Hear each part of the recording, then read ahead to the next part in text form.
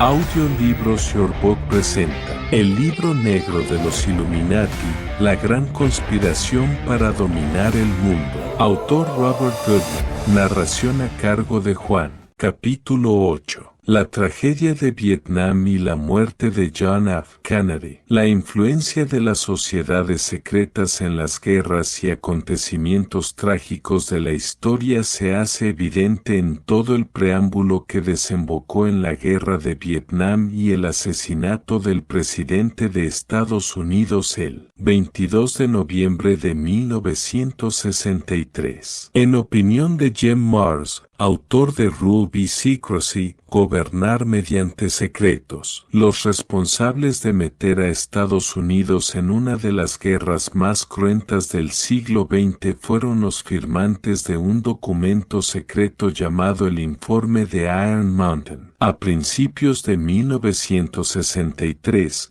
se creó un grupo de expertos para estudiar los asuntos que había que abordar para establecer la paz en el mundo. Nunca se llegó a conocer la identidad de los 15 miembros del grupo supuestamente integrado por historiadores, economistas, sociólogos, psicólogos y científicos de prestigio. El equipo solía reunirse una vez al mes en un búnker subterráneo ubicado en Iron Mountain, Hudson, estado de Nueva York, sede de la institución Hudson, considerado como un centro de pensamiento del CFR. Aunque no se pretendía divulgar el contenido del informe, uno de los integrantes, conocido como John Doe, hizo llegar una copia al editor del Dow Press que la publicó en 1967. Al parecer, Doe estaba conforme con las conclusiones del documento,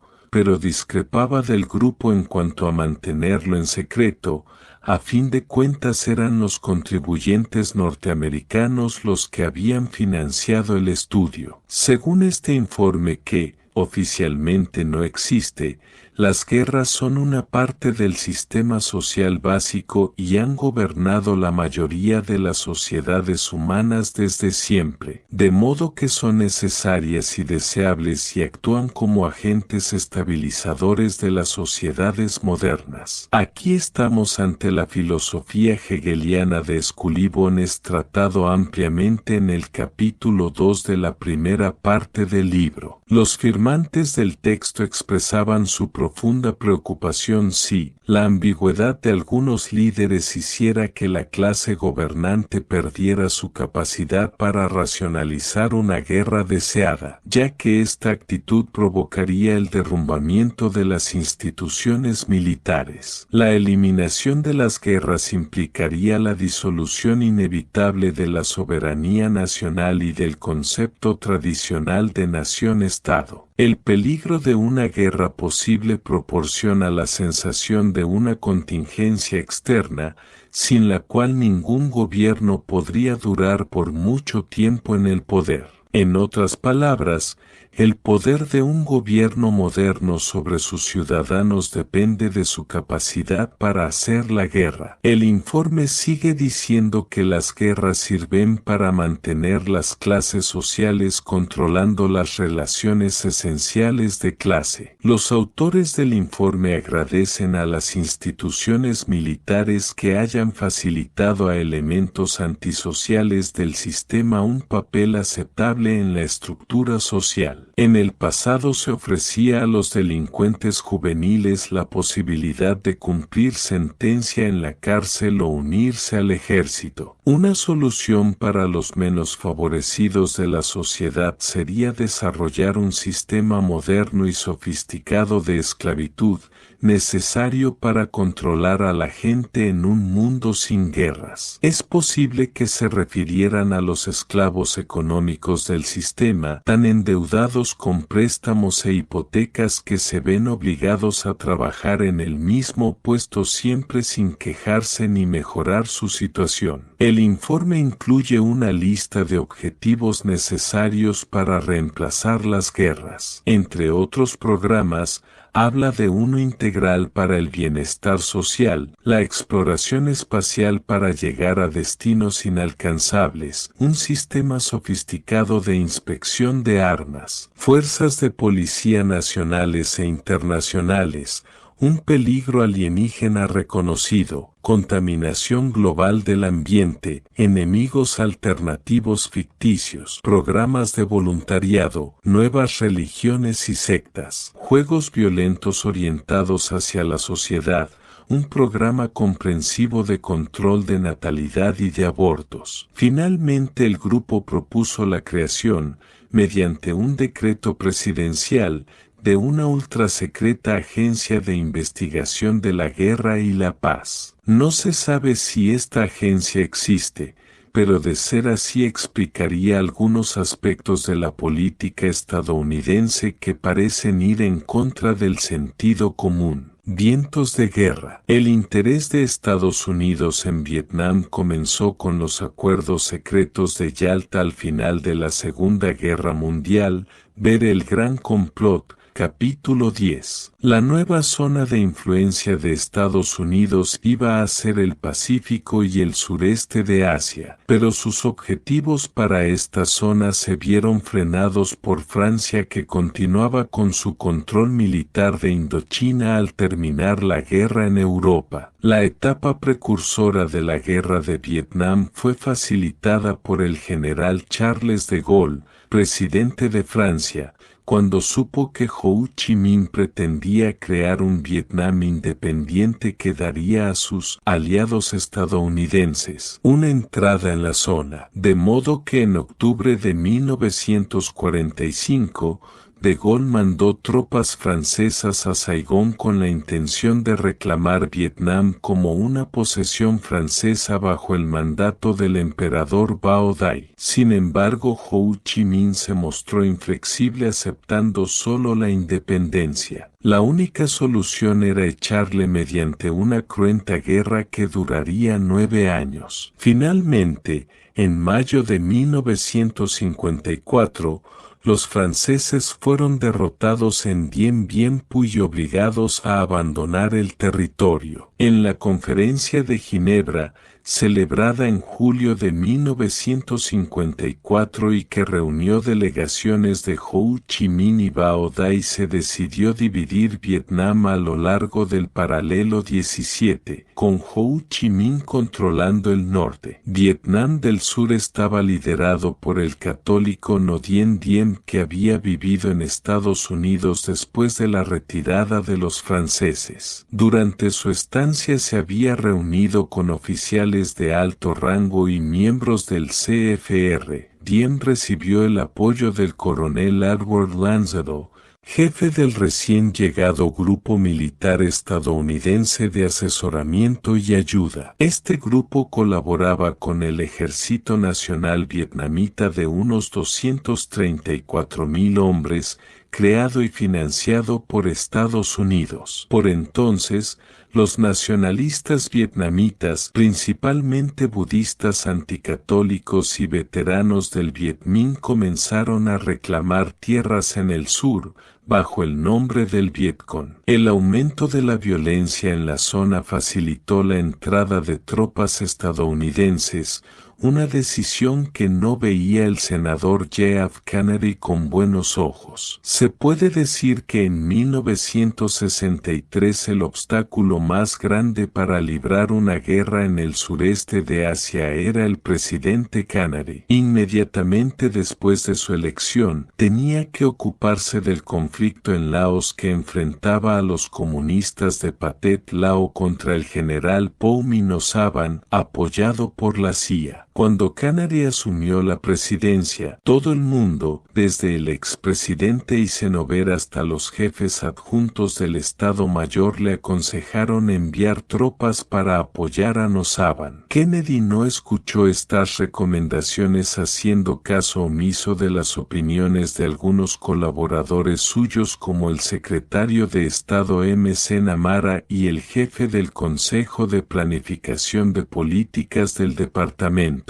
del Estado, Walt Rastow. ambos miembros del CFR. Es interesante mencionar que el CFR y el Royal Institute of International Affairs, Instituto Real de Asuntos Internacionales, recomendaron el control estadounidense y británico del sureste de Asia conforme a los acuerdos de Yalta, y en 1954, 4 meses después de la caída de Dien Bien Phu, el secretario de Estado, John Foster Dulles, un fundador del CFR, convocó la Conferencia de Manila donde nació la Organización del Tratado del Sureste de Asia, SEATO. Este tratado vinculaba a Estados Unidos, Gran Bretaña, Australia, Nueva Zelanda, Francia, Filipinas y otros países en un pacto mutuo de defensa en Indochina. Este tratado concedía al presidente estadounidense la legitimidad para intervenir en esta zona del mundo en caso necesario. Pronto se puso de manifiesto que Canary no compartía las mismas opiniones de sus antecesores en la Casa Blanca y no estaba dispuesto a ser manipulado por la SEATO. En vez de alinearse con los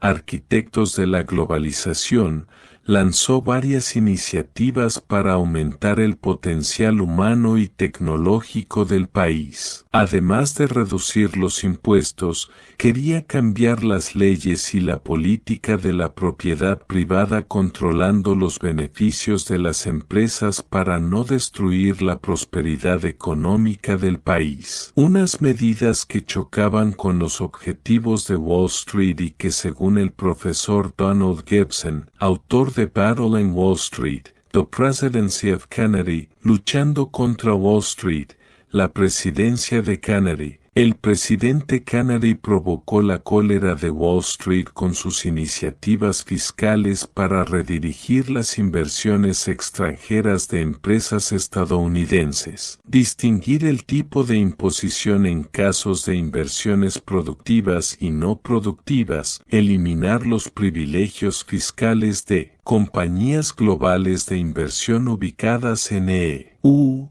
luchar contra los paraísos fiscales, formular propuestas para eliminar los privilegios fiscales de los ricos, proponer impuestos más elevados para las grandes compañías de petróleo y de minerales y proponer la ampliación de los poderes presidenciales para controlar la recesión. Por lo que se refiere a su política exterior, estaba en contra del colonialismo y el neocolonialismo. Según Gibson, el apoyo de Canary al desarrollo económico y nacional del tercer mundo, así como su tolerancia con la planificación económica del gobierno, provocaron conflictos de interés entre el presidente y las élites dentro y fuera de Estados Unidos. Volviendo al caso de Vietnam, el 11 de octubre de 1963, Canary aprobó el Memorando de Acción número 263 sobre seguridad nacional que autorizaba una posible retirada de las tropas de Vietnam antes de finales de 1965. El rechazo continuo de Canary a las recomendaciones para involucrarse más en Vietnam iba en contra de las opiniones de los jefes adjuntos de Estado Mayor y otros personajes de alto nivel dentro de su propio gabinete, incluyendo a los miembros del CFR, Dean Rusk, Robert McNamara y William Bundy, entre otros. Otra persona muy influyente en esta época era Averell Harriman, miembro del CFR y cuyos vínculos con distintas sociedades secretas se remontaban a los tiempos de la Primera Guerra Mundial. En otoño de 1963, Harriman recomendó la sustitución del presidente de Vietnam, Diem. El 2 de noviembre, Diem murió, asesinado en un golpe de estado a manos de sus propios generales. Canary sabía que tenía que andar con cuidado y no iba a retirar las tropas de Vietnam antes de finales de 1965, siempre que ganara las elecciones. Es imposible saber si su intención real era terminar con la presencia bélica en Asia, ya que su muerte en el atentado de Dallas frustró cualquier iniciativa en ese sentido. Hay tantas teorías sobre este magnicidio como años nos separan de esa fecha fatídica,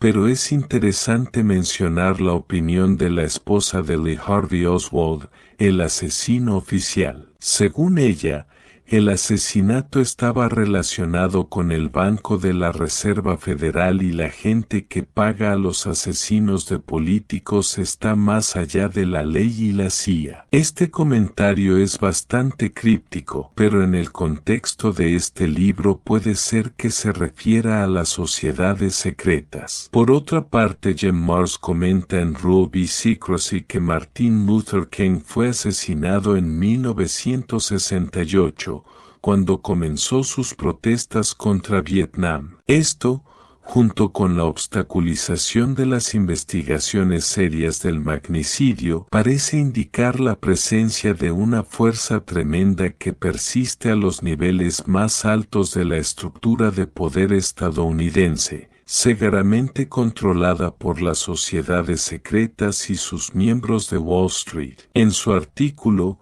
How Dealey Plaza Became the Cornerstone of America's Quest for Empire, cómo llegó a convertirse la Plaza de Aley en un hito de la búsqueda americana de un imperio, Douglas Herman se pregunta quién se benefició más de la muerte de Kennedy. Dice que 40 años después de este magnicidio y gracias a 4 décadas de evidencias, la respuesta es clara. En octubre de 1963, un mes antes de su muerte, Kennedy escribió el Memorando de Acción número 263 sobre seguridad nacional para retirar un primer grupo de tropas estadounidenses de Vietnam. Unas semanas antes había revelado sus intenciones de hacer pedazos la CIA, esparciendo sus restos a los 4 vientos. Sin duda, un presidente que amenace los enormes beneficios y los puestos de poder de la máquina militar, industrial y de inteligencia,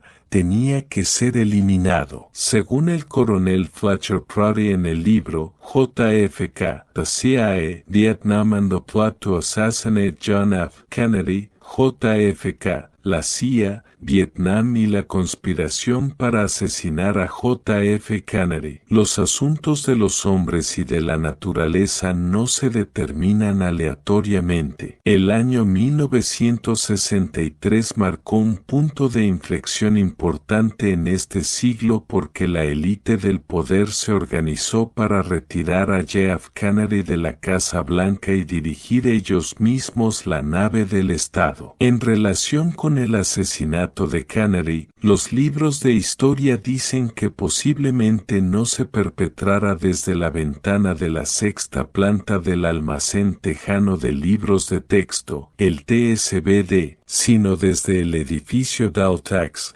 hacia el este y el Grassy Knoll, hacia el oeste. Para que una conspiración tenga éxito, los motivos reales deben permanecer ocultos, así como los culpables y todo el plan de acción. Ello incluye el lugar desde donde se realizaron los disparos. Desde la perspectiva de un francotirador, las ventanas de la 2ª o 3ª planta del edificio Daltax y el Grassy Knoll, a unos 20 metros de JFK, ofrecían una línea de visión completa y sin obstáculos. No era este el caso del TSBD, que exigía la intervención de un francotirador extraordinario, con una arma de primera categoría, algo que Oswald no tenía, para realizar una actuación certera y que 3 de los mejores expertos no pudieron duplicar en un ensayo documentado. Herman insiste en que desde el TSBD podía no haber salido ningún disparo, ya que la mayoría de las personas entrevistadas por la policía de Dallas, el FBI y los servicios secretos decía que los disparos venían del Grassy Knoll. Sin embargo,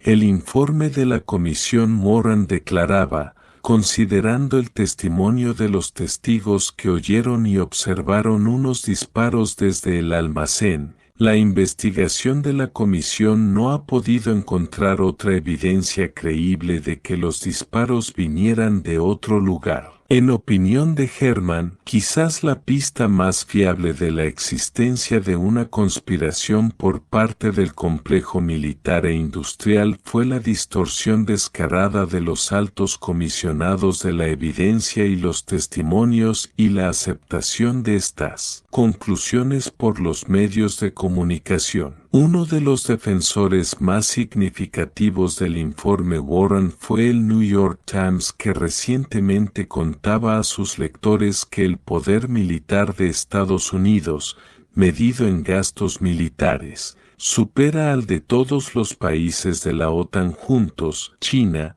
Rusia, Japón, Irak y Corea del Norte. Así, después de 40 años, los ciudadanos estadounidenses descubren que sus instituciones, sus representantes elegidos y los periódicos más respetados del país han sido cómplices de un crimen. Si The Times rehusó hacer preguntas embarazosas, otros lo hicieron, incluso Bertrand Russell en su libro 16 Questions on the Assassination, 16 preguntas sobre el asesinato, publicado en septiembre de 1964. En los últimos 10 años, los críticos de la versión oficial como Prouty empiezan a hacer la pregunta más importante: ¿quién se benefició de la muerte de Kennedy? ¿Quién se sigue beneficiando en términos de riqueza y poder gracias a un cambio de política? La acusación más importante contra el complejo militar industrial inteligencia la constituyen los enormes beneficios que se cosecharon, unos $200 billones,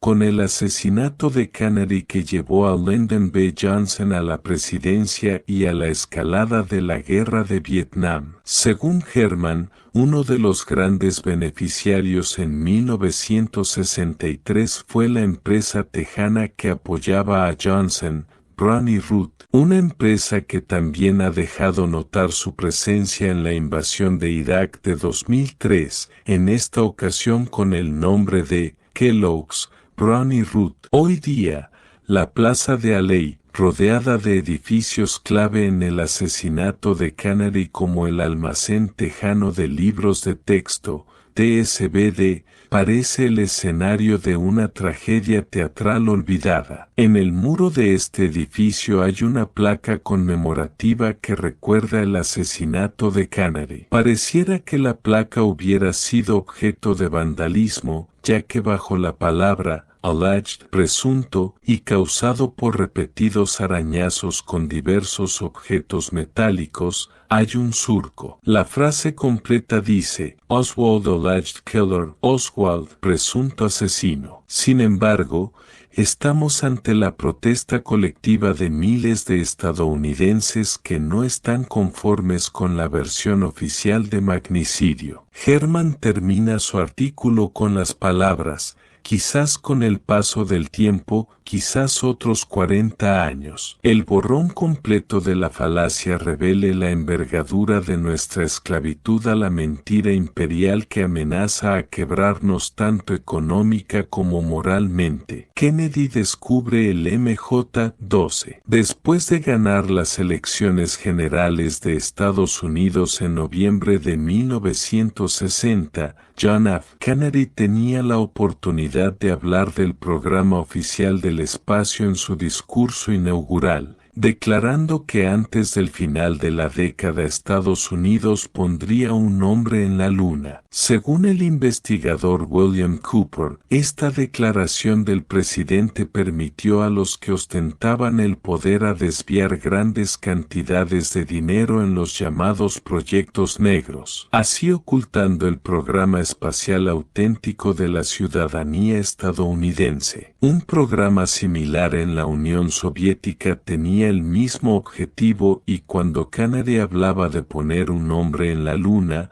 una base conjunta de estadounidenses y rusos ya existía en la Luna. En un momento desconocido el presidente se enteró de los proyectos negros y cómo se estaba traficando con drogas para poder financiarlos. Emitió un ultimátum a MJ-12 en 1963, amenazando a sus miembros que si ellos no querían solucionar el problema de drogas lo haría él. Informó a MJ-12 que iba a revelar la verdad de los alienígenas al público estadounidense antes de un año y ordenó la confección de un programa para implementar su decisión. Es importante mencionar que Canary no era miembro del CFR y no sabía nada de la alternativa 3, ver capítulo 7. La decisión de Canary desestabilizó al poder en la sombra, desencadenando en su asesinato por agentes de MJ-12 en Texas. Siempre, según Cooper, el presidente John Fitzgerald Canary fue asesinado por un agente del servicio secreto que conducía su coche en el desfile motorizado y esta acción se puede observar con toda claridad en la secuencia filmada. Debemos mirar al conductor y no a Canary. Todos los testigos de este vil acto fueron asesinados antes de 2 años. La Comisión Warren era una farsa ya que la mayoría de sus miembros pertenecían al CFR. El incidente del Golfo de Tonkin. El sucesor de Canary en la Casa Blanca fue Lyndon B. Johnson, un hombre que simpatizaba con los jefes adjuntos de Estado Mayor y los miembros del CFR. A pesar del cambio de actitud de Washington referente a Vietnam, la guerra necesitaba una provocación que suscitara el apoyo público y la autoridad del Congreso. Para incitar un ataque a Vietnam del Norte, Johnson autorizó la reanudación de patrullas de destructores en el Golfo de Tonkin. El 4 de agosto de 1964, los destructores estadounidenses Maddox y Turner Joe estaban patrullando cuando recibieron un mensaje informándoles de que la Agencia Nacional de Seguridad había captado la preparación de un ataque de Vietnam del Norte con lanchas cañoneras. A continuación, el secretario de Defensa, McNamara, telefoneó al presidente Johnson confirmando un ataque anticipado. Este supuesto ataque anticipado vino 2 días después de que 3 pequeños botes torpederos de Vietnam del Norte atacaran, sin éxito, al Maddox en respuesta a los asaltos perpetrados en la costa de Vietnam del Norte por barcos pequeños mandados conjuntamente por las marinas de Estados Unidos y Vietnam del Sur en una operación llamada Operation Planning o Plan 34A. Una idea provocativa endosada por McNamara. Es importante mencionar que las tripulaciones del Maddox y Turner Joe no sabían nada de los asaltos de Plan 34A. Después de recibir el mensaje de la Agencia Nacional de Seguridad, las tripulaciones de los 2 buques ocuparon sus puestos de zafarrancho de combate y durante 2 horas sus cañones rugieron. Cuando el humo se dispersó, no se vieron bajas humanas ni daños materiales y tampoco ningún rastro de lanchas cañoneras o botes torpederos. Sobre la base de este ataque fantasma, Johnson convocó a los líderes del Congreso y solicitó poder para responder militarmente a Vietnam del Norte. El Congreso votó 416 contra 0 a favor de Johnson, permitiéndole terminar con 15 años de una presencia estadounidense limitada en Vietnam y tomar las medidas necesarias para proteger a un país miembro de la SEATO. Un mes después las bombas comenzaron a caer sobre Vietnam del Norte y en julio de 1965, Johnson solicitó 100.000 tropas de combate para enviar al nuevo teatro de guerra, el CFR y la guerra de Vietnam. Es importante mencionar que todos los protagonistas estadounidenses en la época de la guerra de Vietnam eran miembros del CFR, es decir, McNamara, Sarah Vance, Walt Rostow, William E. McGeorge Bundy, Dean Acheson, Dean Rusk y Averell Harriman, y los embajadores de Estados Unidos en Saigón durante la guerra, Henry Cabot Lodge, Maxwell Taylor y Ellsworth Bunker. Pasando lista a algunos de ellos, vemos que Walter Rostow fue nombrado consejero de Seguridad Nacional del presidente Johnson en 1966. En su libro, United States and the World Arena, publicado en 1960, Rostow revela su perspectiva globalista al expresar la necesidad de una policía internacional y que era muy interesante para los intereses de Estados Unidos que se cambiara la definición histórica de las naciones. En cuanto a McNamara, este miembro del CFR estableció el Defense Intelligence Agency, Agencia de Inteligencia de Defensa, en agosto de 1961. En 1968, cuando era secretario de Defensa, restringió la capacidad de defensa de Estados Unidos continuamente y formuló políticas para prohibir los ataques aéreos estratégicos sobre Vietnam del Norte. En 1978, después de la Guerra de Vietnam, McNamara fue nombrado presidente del Banco Mundial y gestionó un préstamo de $60 millones a favor de los ganadores de la contienda. William Bundy, que se unió a la CIA en 1951, fue director del CFR en 1964, el mismo año en que fue nombrado secretario de Estado adjunto para los asuntos del Lejano Oriente. Según los llamados Pentagon Papers, fue Bundy quien redactó la resolución del Golfo de Tonkin. También estaba involucrado en Oplan 34A, la provocación que condujo a la guerra de Vietnam. Por otra parte, parece que su hermano McGeorge fue uno de los creadores del informe de Iron Mountain y adjunto especial de Asuntos de Seguridad Nacional en los gobiernos de Kennedy y Johnson. Bundy se había unido al ejército de Estados Unidos a principios de la Segunda Guerra Mundial como soldado raso y poco tiempo después colaboró en los planes para invadir Sicilia y Normandía. A los 27 años fue nombrado adjunto del secretario de Guerra. Entre 1966 y 1979 fue presidente de la Fundación Ford. En opinión del investigador Anthony Sutton,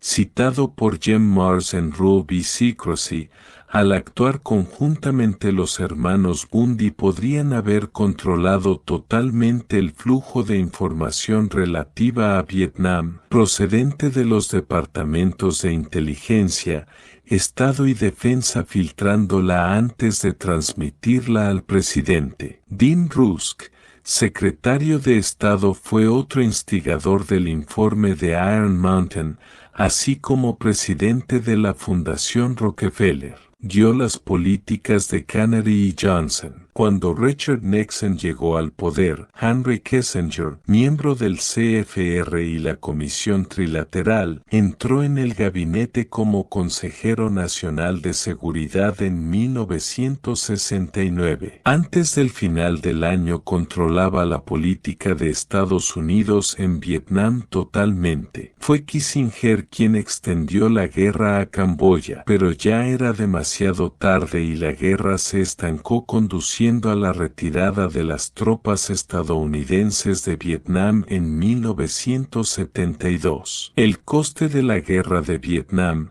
tanto humano como económico, fue escandaloso y debía haber tenido el efecto de disuadir la declaración de guerras futuras, algo que no ocurrió considerando los conflictos desde 1972. En el momento que escribo estas líneas, La situación en Irak, por ejemplo, puede vietnamizarse en muy poco tiempo. Las cifras de la guerra de Vietnam están ahí para los desmemoriados. 50.000 soldados estadounidenses muertos y más de 300.000 con lesiones físicas, sin contar los cientos de miles que padecen problemas mentales y emocionales. El costo para Vietnam del Norte fue aún más alto, con 900.000 soldados muertos y más de 2 millones de heridos. A estas cifras debemos añadir los cientos de miles de civiles muertos en Vietnam del Norte y del Sur. El coste financiero total de la contienda se estima en más de 200 billones de dólares. Sin embargo, lo que parecía un fracaso político enorme fue un éxito redondo para el CFR, abriendo el paso hacia nuevas guerras, todos con el mismo fin: traer y establecer un nuevo orden mundial. El atentado contra Kennedy, la numerología Illuminati y el sacrificio al sol. J.F. Kennedy fue uno de los pocos presidentes de Estados Unidos que rechazó a los Illuminati una vez elegido. Según algunos investigadores,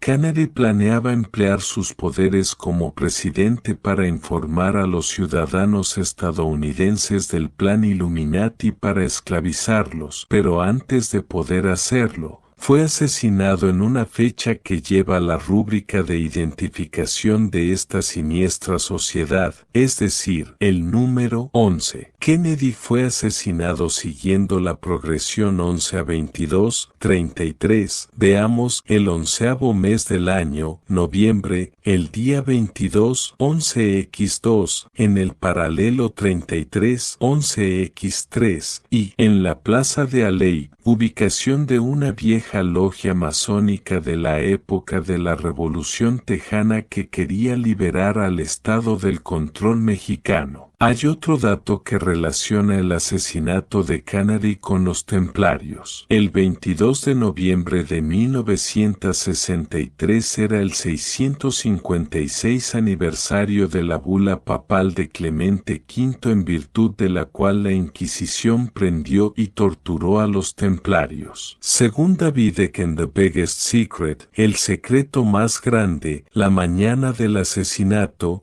el avión presidencial desembarcó en la puerta 28 del aeropuerto Love Field de Dallas. Para la numerología cabalística, el número 28 en hebreo es Baal, palabra derivada de Bel, El, Baal, Bial, Beal, Baal, todas relacionadas con dioses solares. Además, el grado 28 entre los templarios se refiere al rey solar. Lo anterior para resaltar el hecho de que J.F. Kennedy nació en la calle Beal 83, Brooklyn, Massachusetts, el 29 de mayo de 1917, y que describe la muerte de Kennedy emulando un ritual de la siguiente manera: a este templo, por la plaza de Aley, al aire libre de la antigua hermandad, venía Jackie Kennedy representando a la diosa, la reina del amor y la belleza, y su chivo expiatorio, el rey solar, J.F. Kennedy. Él fue la ofrenda del antiguo ritual de la matanza del rey solar, el Sean Naideach, palabra gaélica para cabeza herida. De hecho, Kennedy recibió unos disparos en la cabeza. Conclusiones. El informe Iron Mountain, redactado por miembros del CFR, entre otros,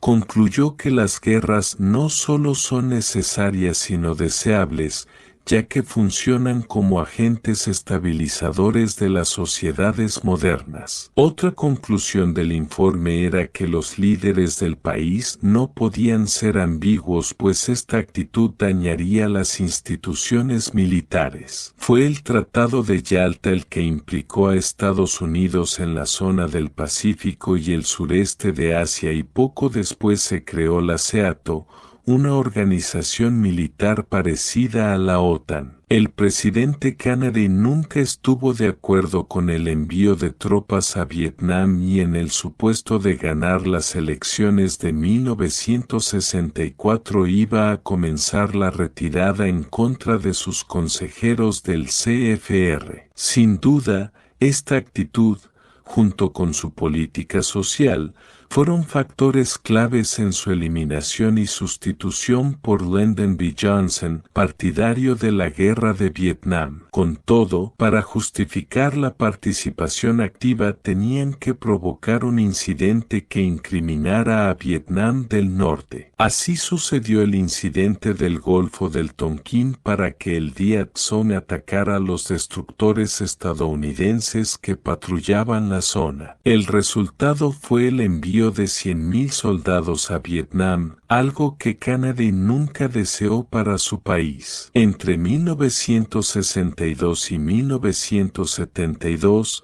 casi todos los gestores de la guerra eran miembros del CFR que a pesar del costo humano y económico, salieron victoriosos.